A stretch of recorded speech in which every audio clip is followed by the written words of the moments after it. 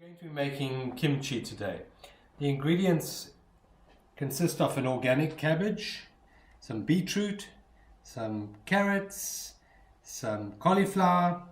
I've got ginger, the ginger root, and I've got some turmeric. Now these are all organic, and I'm going to add some organic fennel seeds as well into the mix, and some Himalayan salt as well. That really adds the flavor, and it's a secret ingredient in making kimchi.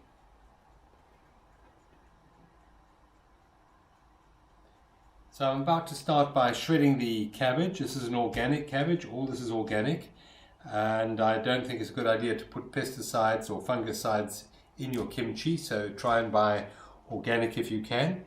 And we're going to shred this first of all. That's the first step.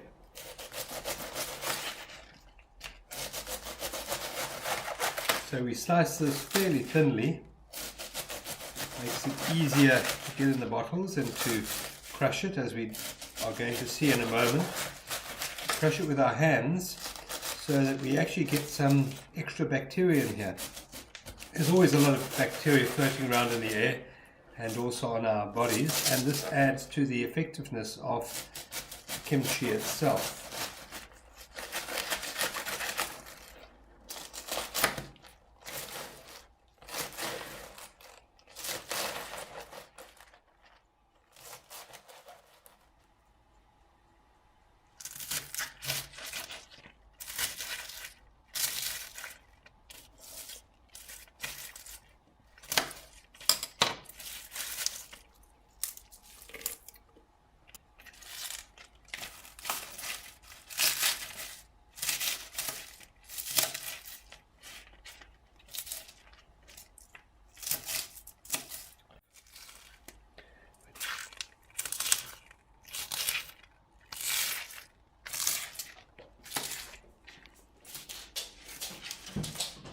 Okay, that's nice and full now.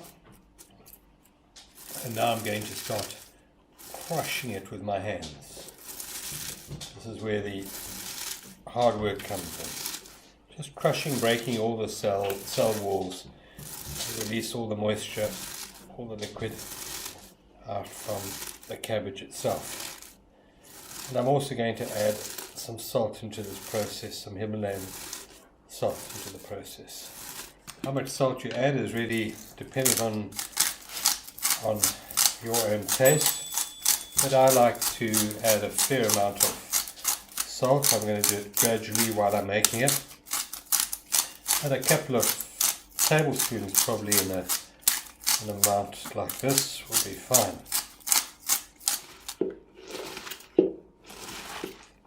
And you can see it reducing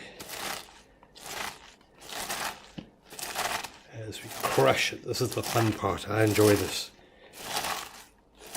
Now into this, and I've crushed it up, and I've added a lot more Himalayan salt into that mix. Now I'm going to put some other vegetables, and really you can put whatever you like in there. I like cauliflower, so we put some cauliflower in there. I'm going to cut some more cauliflower up, and also beetroot. I find beetroot adds to the taste. You can also grate some garlic if you like. You can put some peppers in if you like peppers. I'm not particularly fond of either garlic or peppers, so I don't put either into my mix over here. Cutting up the beetroot into little squares, which will go into the mix. As you can see, it adds a reddish color to the kimchi. If you don't like beetroot, you can add all sorts of other vegetables into here. It doesn't really matter. The main ingredient must be the cabbage, because that's particularly good for the digestive tract.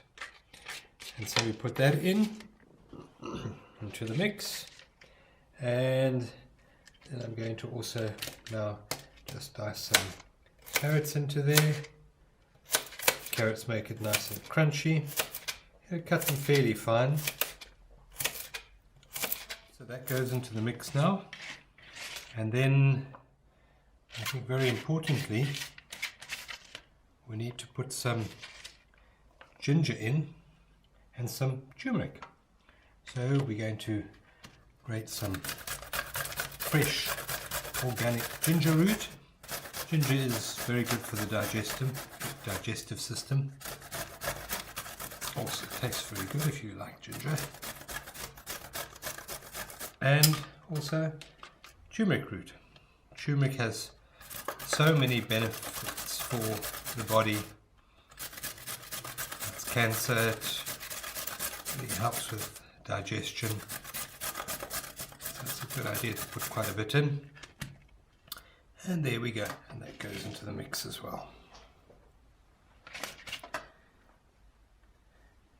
I'm going to put some fennel seeds into it, organic fennel seeds. This adds a nice taste. You can also juice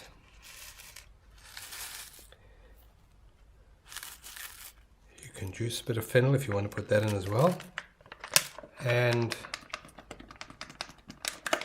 juice celery. Celery juice is very good. I'm going to put a little bit of celery in because that also is really good for the digestion. Just pick some fresh celery from the garden and cut this up a bit. Celery, as I said earlier, is very good for the gut, digestion, very good for arthritis and joint inflammation. It's a great anti-inflammatory. Kimchi is an incredibly powerful way of restoring the gut bacteria, and it also contains vitamin K2, which is excellent for so many of the body's processes, particularly in the chain of reactions that happen with vitamin D3. If you take a vitamin D3 supplement, you must always take K2 with it, and kimchi is an excellent way of replenishing that vital nutriment in the body. There we go, give it one final mix. Now you might like to get a starter culture for it, which is available at health stores, or you can put in a probiotic if you wish. You get probiotic capsules. If you get a probiotic, just see that it's one that comes out of the fridge at the health shop, because that's the only one which will really have live colonies of bacteria. I'm not going to put a starter culture in this one. I think there's enough bacteria in the air, but you can add to the potency of it by taking a capsule of probiotic and just sprinkling it in here as well. So now we're about ready to put it into the jars. I can feel a fair amount of moisture here, and so we get a jar, and this is the exciting bit, putting it into the jar and squeezing it down. The idea is to add as much pressure as you can in the jar so that it aids the fermentation process, which is the major part of kimchi.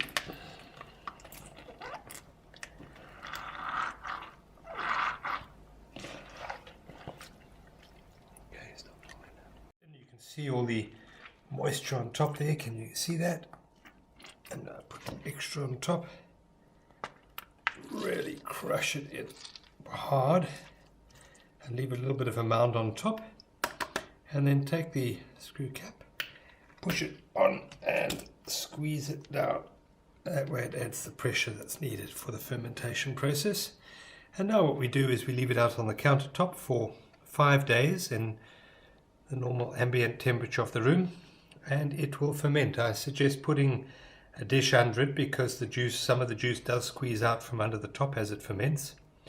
And after 5 days, put it in your fridge, and voila, you have your own homemade excellent kimchi. Okay, well there we are with the second jar also all done. So that cabbage made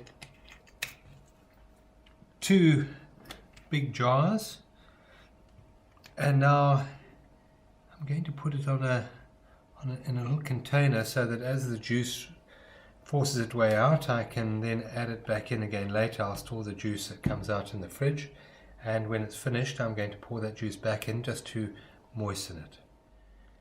There we go. I'm going to put it into these little soup bowls. I'm That'll collect all the moisture, which we can then put in the fridge and use later to add extra moisture to the kimchi. And all of this really mainly for the cost of one organic cabbage and a few vegetables. If you want the recipe on this, it's available on my website, which is wisdomtonourish.com, and there you'll also find a lot of other information on health and wellness and how to live a vibrant life. So wisdomtonourish.com, gather all the information there.